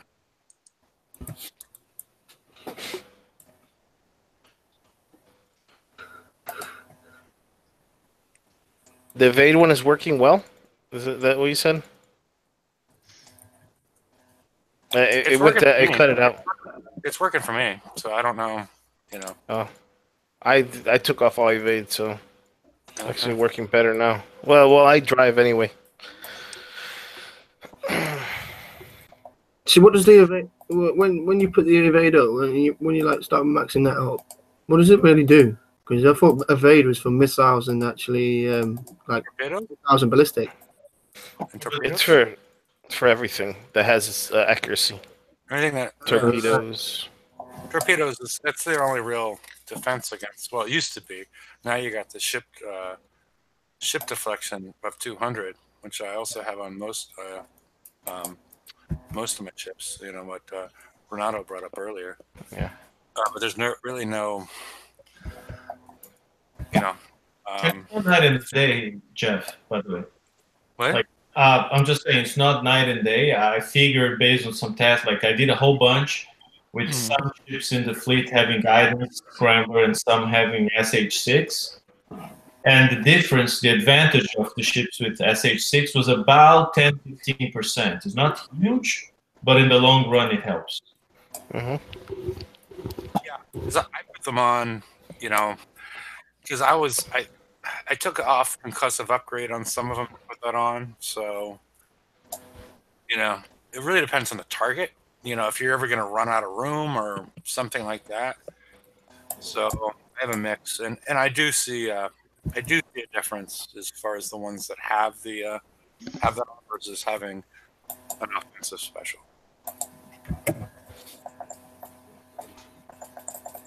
So yeah, I've been running them on mine.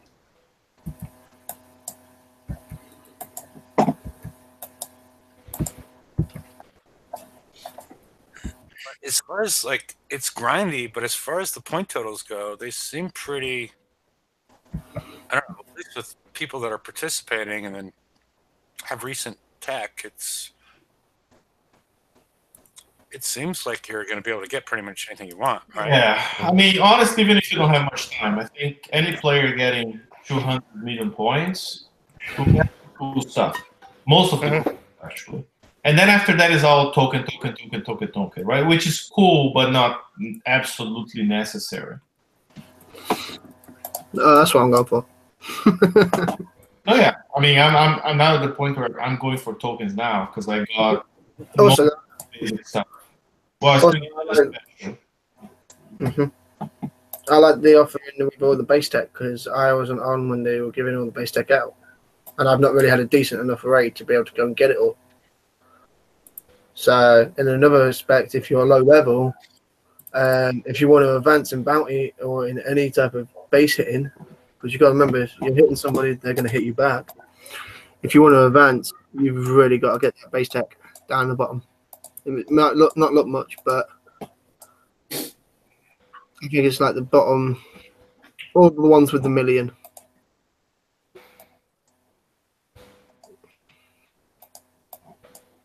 And then you just get the bigger stuff when it comes out. Because in my base deck, I've actually got absolutely nothing.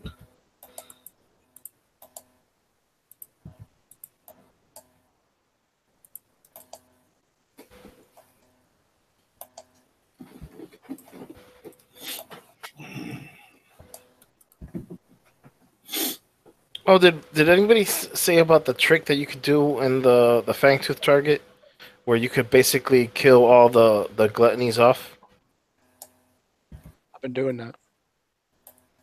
before? Like you could just trigger all the subs, the other subs, and make them just circle the center, and then take out all the gluttonies, retreat, come back in, and just kite them all without having to fear with those mortars. Have we talked about that? Nope. No, I've not heard it. Yeah, that's it's a little trick we found. Dr. Death told us about yesterday. That works pretty good. It works pretty good, yeah. It makes the target a lot easier to manage. Well, yeah, then you ain't got the mortars. Mm-hmm. You ain't...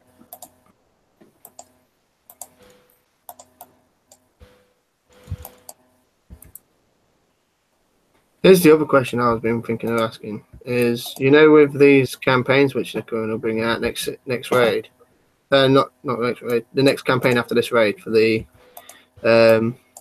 flagships and all that stuff. Mm-hmm. Then you're going to need both. Assuming the flagship will come in a TLC, we don't know that, right? Well, I'm expecting it will do. I'm expecting it to be in the raid. The flagship's going to be in the raid, and then the other hull will be in the Skull. TLC, but I expect the flagship should be in the raid, just like you said. Yeah.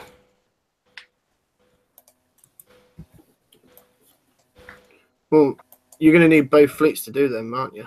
That's the only thing I'm more scared of. Oh yeah, I mean, it's the new normal, right? They will expect you to have. If they repeat the formula they did now with the elite targets, there's going to be one elite target for Bucky and one for the other guy. Right. Yep.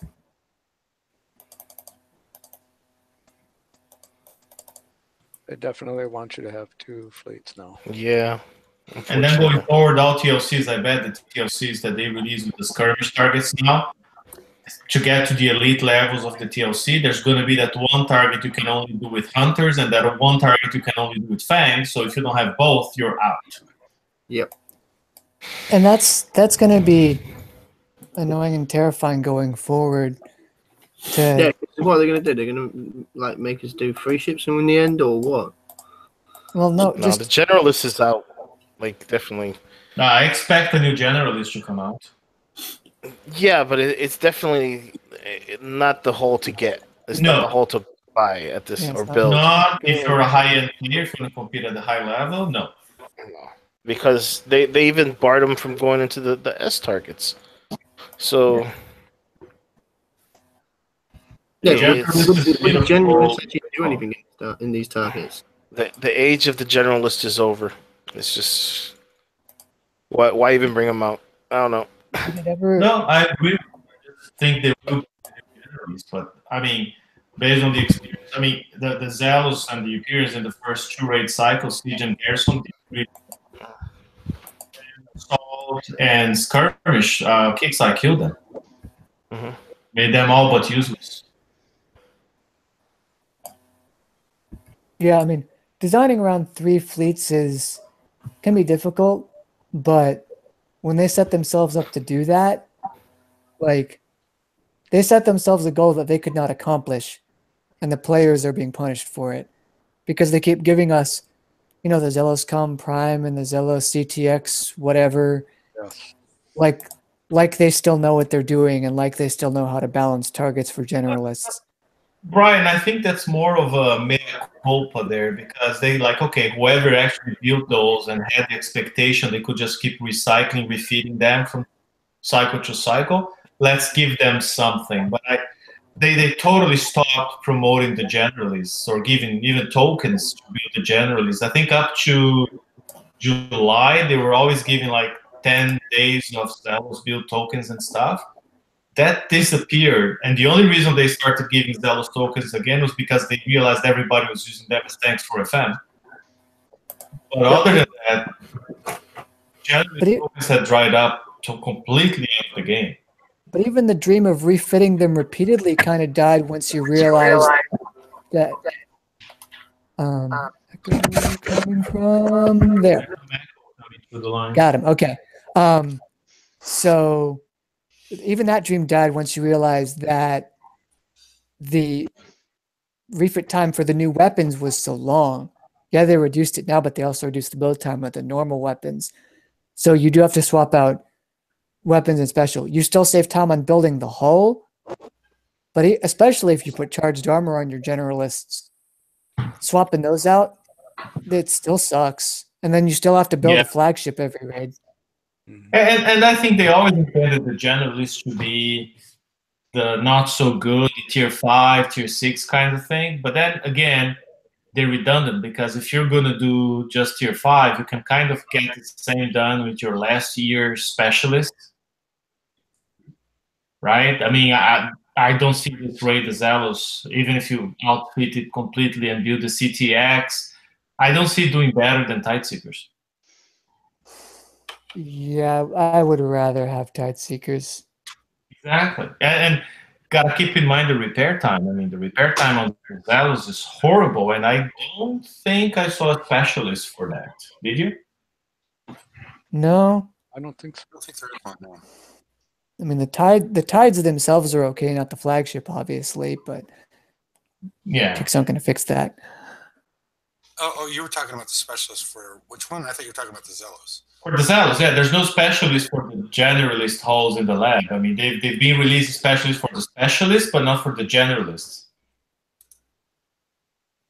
Yeah. As far as I know, I can't recall seeing this. So just seeing, I mean, everything indicates that generalists are not the way to go. Even if, as I expect, they release a new one, it's not the way to go. Yeah. Next week there's going to be 3 generalist specials, and a weapon and 2 generalist specials probably in there. And I'll say, I mean, the Zealous did really well last siege raid. They were actually doing better than Ironclads. Yeah. I mean, that's why I'm. Yeah, and they're going to have more range right now than, aren't they? Yeah. They have more range than the Buccaneers. Yeah. Yeah. As will the Cannoneer. It's sort of tricky because I'm sort of wondering the way they're putting this together if the Cannoneer is actually going to be potentially the best fleet in the first one. The only thing that they don't have as much speed as I recall. Well, when you tie them up, yours, they get pretty fast. What? the Cannoneers, when you stack them, they get fast because the aura gives a speed bonus. Yeah, but I think with like speed 6 and nuke accelerator, it's 71 for the Buccaneer. But, so I guess the only real big difference was the weight you can put on them in order to put the new weapons as far as the firepower. Yeah, and the weight, the killer, and the tactical field resistance that the new ones have on them. Because they have 50% tactical field resistance, and that's the big difference that I saw. And yeah, because I'm just wondering if the way they're putting this together by giving us the auto halt first, if the Cannoneer is for the first raid cycle is potentially the best haul. It's hard to tell. Well, what happened last January, if you remember, the Cannoneers were very tricky to drive, and if you made a mistake, you. And a lot of people were just rage quitting because the Cannoneers made one mistake and you have 6 hours of repairs from one mistake or more. Well, I think they released the alcohol this time just to say, hey, here's something you can't screw up with. Get that first, and later, we give you the skill hole. Assuming they're going to play the same game of one mistake, you're doomed, which they haven't in the past 2 raid cycles. Yeah, but I also recall that I think a lot of people were rage quitting because they were forcing you to buy the Millennium Gun. Yep. Yeah. Which ended up being good for me because they had an offer that was wrong, and they were paying a lot more coins for them, like $5, and you should get 50 coins. People were getting 500 or something like that. Yeah, it was 500 gold for $20 and the blueprint. Yeah, we were talking about having a party. When that day happens, I'm assuming it's coming up quickly. We need to figure out what day that was introduced, that we would have a special show. A birthday party. Commemorate when I remember players PMing each other like crazy about it because nobody wanted it to go public, but everybody wanted everybody to know, right? I think it happened like close to New Year's. Yeah, it was. I think it was January already when they released the Millennium Gun. And realized the mess they made by not releasing it with the Cannoneer because everybody had to refit. So there was some sort of combo where get the Millennium Gun print, get tokens, and get 50 gold. But instead of 50 gold, was paying 500. Yeah, I think it said 100. And I don't remember anymore, but I remember it was like the best deal ever. Yeah. I bring it up quite often. Yeah, it's the last time I put gold into anything. So I do recall our bot gold. Yeah, that was was a highlight. Yeah, I'll say.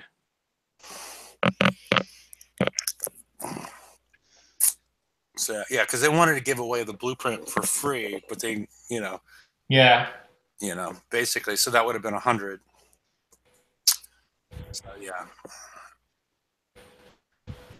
Oh my! But yeah, I don't. I'm really unhappy with this uranium thing happening on a tech store. Something that's going to last for 6 days.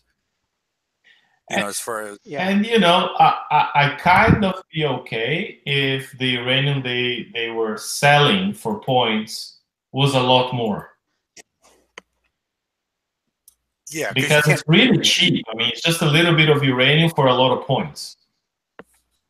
Yeah. I mean, because it's like, okay, what am I going to do with this? I'm going to roll for. I'm gonna have 10,000. I'm basically going to have a shot at rolling at like 15 crews. It's like it's not worth it. Well, no, and I mean, in any retro you want to start, I mean, the decent ones, it's like. At least the cheapest is going to be 60k uranium and the most expensive 90 that I can remember. So, you can even start like for 7 days when you need to start one retrofit every day. That's nothing. Yeah, I wonder if it's a way to flush out they're going to do this for a couple of months and try and get people to flush out the old row crews that they've been holding on to. What's the connection between selling uranium and the raid versus crews? I don't see a connection.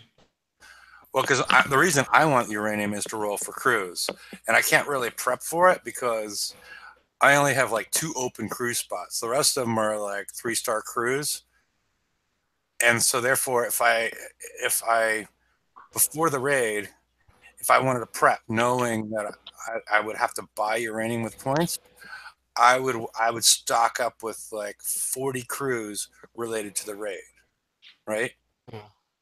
But now, because I'm trying to keep crews for different purpose, my bullseye, my DOS crews, the stuff they're selling for 72 gold each. That I got a ton of them sitting in my But base. you know we can't resell them, right? I know we can't resell them, but there's So use them. use them, like my what's the one, the 25% for everything, the one I'm saving for the I have like 20 something Demolition Squad? Yeah, demo squad, yeah. The demo squad, I think I have 22 of them, and I'm saving them for the next siege raid cycle. Holy crap, 22, that's a lot. Yeah, and I have like 13 or 14 grease monkeys, and I have like 9 or 10 bullseyes that I'm keeping for the right purpose and the right time. So I can only store like something for just throwing away hitting a couple of targets. I only have the ability to hold like 2 of them basically at this point. And so the idea would be that if they're going to charge you for uranium with raid points, I would want to use those up in order to create space that prior to the raid, I can stock up on those when uranium is basically free. And therefore, it disincentivizes me to hold on to them. That's sort of the link I'm trying to make. That makes sense. But I think, even not looking at crews, just looking at the whole retrofit, that amount of uranium is ridiculous if I need to carry on 7 days, through 7 days of like 90,000 uranium retrofit a day. And I started fully stocked, like full on uranium, right? And not gonna last me. Yeah. Yep. Yeah, and you got to use your, besides doing that, you got your chest from the daily. Yeah. But you're gonna end up like spilling base parts in the water, or in order to cash them in. Which isn't a big issue, but it just feels, No, it is for me. I don't like wasting base parts. I need them a lot. Yeah. Mm-hmm.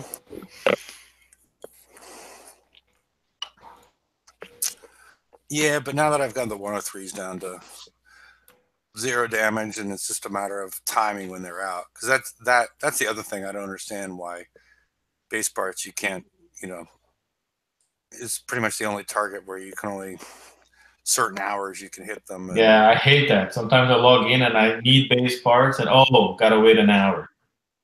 Mm-hmm. Yeah, that is insane. And I don't want to play. This is my, because that's the other thing. This is like, because it doesn't really appeal to a lot of the Quinners, because I think a lot of the Quinners they're playing, like I have an hour and a half, I'm going to play the game at this time during the day. So you're sort of pushing people away that are only playing, like I got an hour and a half at this point, and then I got a half hour at another point during the day. What happens if base parts never out during that point in time? Happened to me. Work all day, get home, family time, dinner time. Blah. I got a half an hour now, right? It's the wrong half hour because the base parts are in there. So next day. Yeah, I never got that, and why they did that to that particular thing. It's like something that they don't want to reevaluate. Along with like walls. The wall issue. I still don't understand that one either. Why don't they get the uranium out of that? Because how long does it, I should put a video together. We could do it tonight where somebody takes a single wall, starts it, and upgrades it to, maxes it out. And how long that takes. It's over a minute. It's well over a minute. And then you got 500 of them. And that's not even including going out getting Zynthium. Zynthium, yeah. I'm talking about the mere button clicking that goes on during that. And that's it's like it's left over from an older day. And they just need to modernize and be like, I don't know why they need to have that little 100 uranium cost, which is causing that processing delay that goes on, as opposed to just click, click, click, click, click.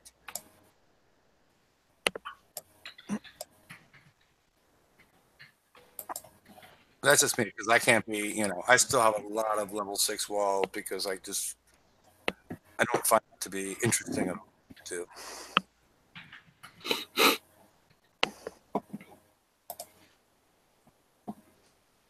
Okay. That was no fun, the walls. That's for sure. Oh, You get the 3-second delay. That's what you were talking about, that processing delay, right? Mm-hmm. Click the button and you got to wait. Yeah. It's kind of stupid. Yeah. I mean, sure, it's somehow dealt with. It's trying to make... It's sort of broken, because I'm assuming it's related to preventing base hacking. Oh. The Okay. people are base hacking associated with. I'm assuming that it's more related to the turrets, and so what happens is, because I've heard it, I've had multiple people tell me that it's. Never mind. I won't even get into it, but the problem is they want to have a server check associated with the uranium, and that gets a server check. That's all fine and good. Except for the fucked up part of it is, you can start a turret, and these people that are base hacking, they can still speed it up afterwards. That doesn't cost any uranium. That's what I mean. I was speaking to an older day when that was, appropriate. But to use it on the walls is, I don't know. It's a broken mechanic. It should be unwritten. I thought they did that on purpose to annoy you to coin the walls. Yeah, but who would coin walls? I mean, See their price? Yeah, it's right. I mean, it's crazy. It will cost you like $700 to upgrade your walls, at least. Yeah. Not even Gadget would spend that kind of money. Just for walls.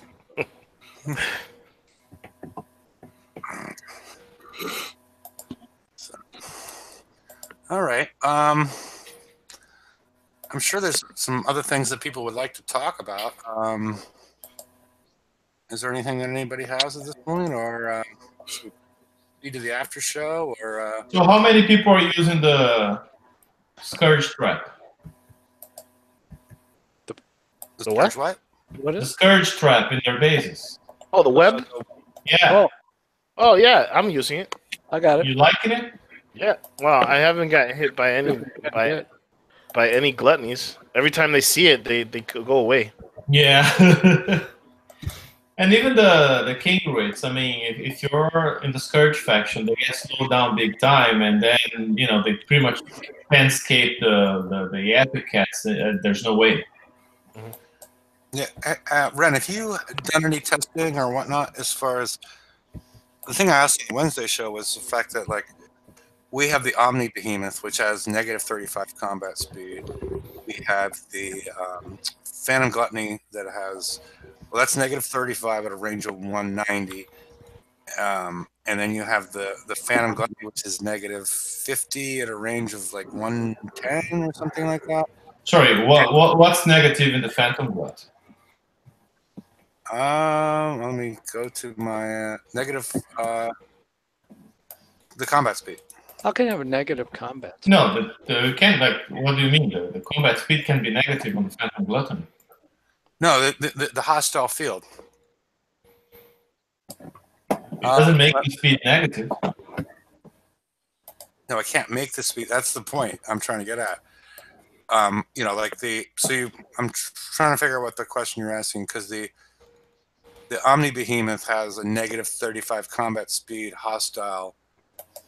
Oh, 35%.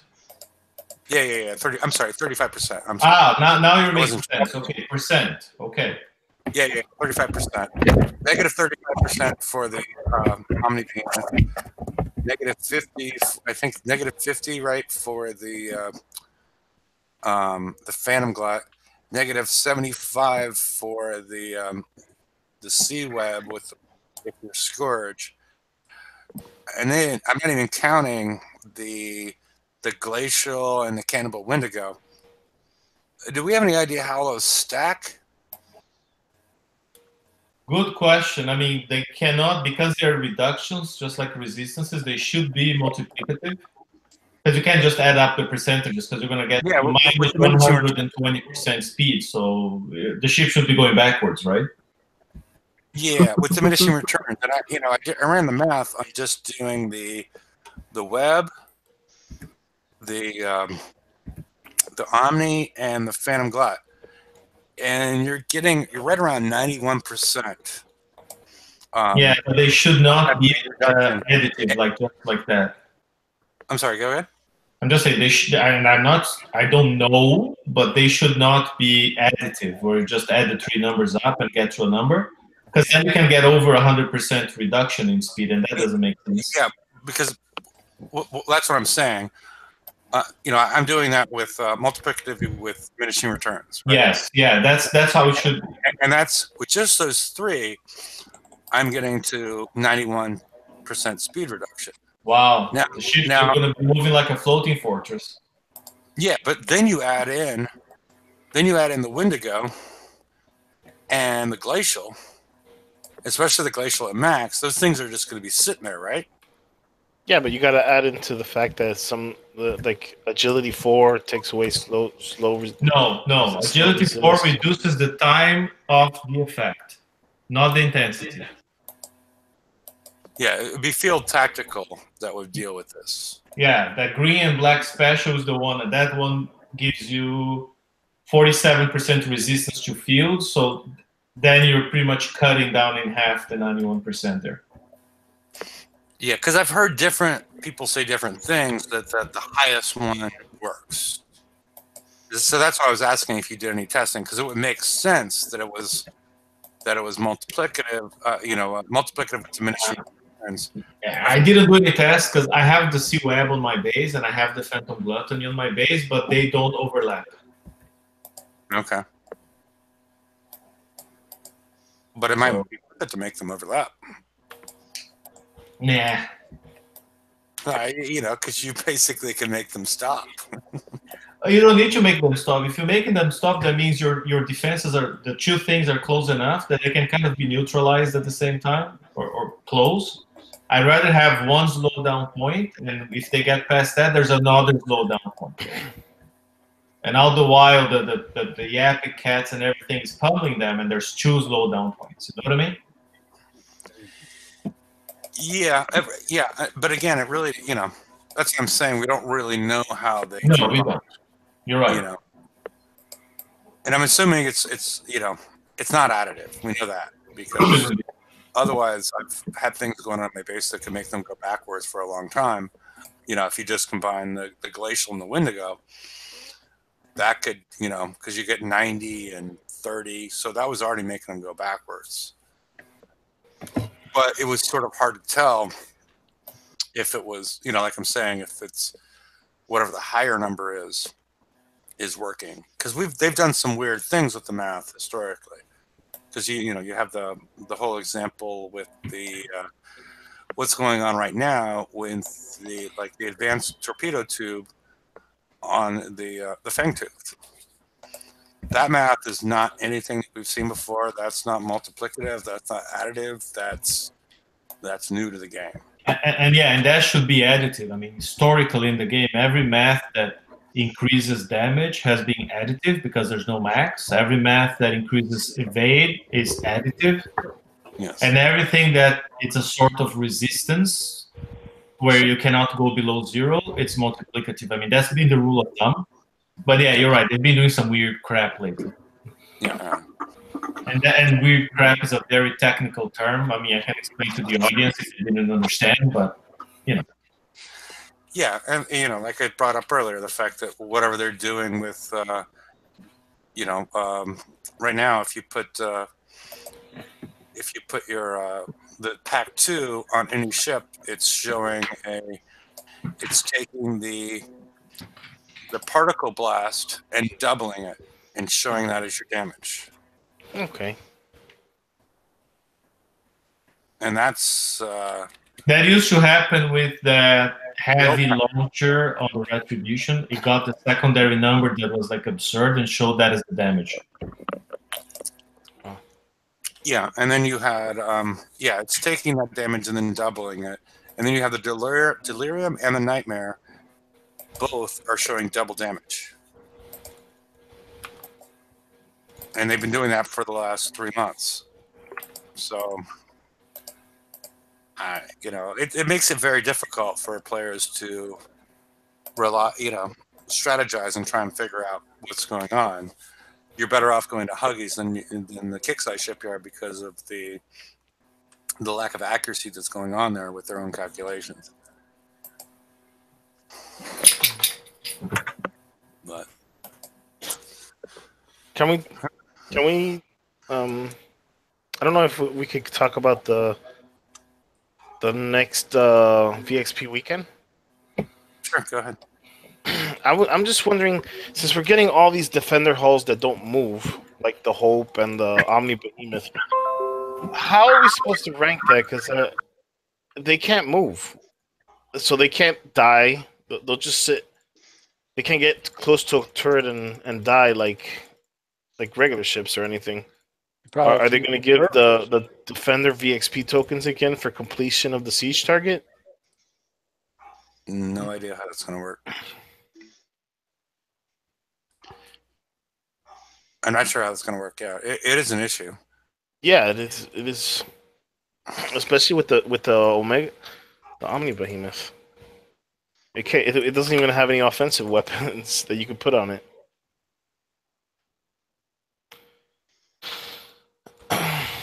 You can always coin rank. Oh yeah, that's true. As we learned with uranium and titanium in this raid. Mhm.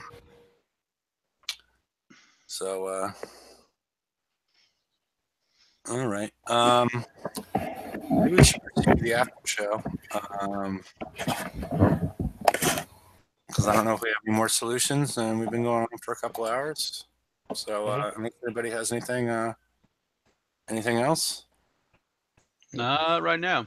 No. All right. Well, I'm going to push the off button, and thanks everybody for showing up. I'm sorry we didn't have, more to say. It's, it's the last of the raid cycles, so Thank God. let's get into that. I mean, the only thing, take advantage of your Apex Hunter. Keep on running that. Keep on running those. If you're using the hunters, keep on running those until the end. And just deal with, preparing the Apex at that point. And you should be okay. The only issue that you're going to run into is diminished charged armor numbers. But just keep on remembering that that's going to heal your ships a lot faster than coins will. So, all right. Good night, people. Night. No. Have a good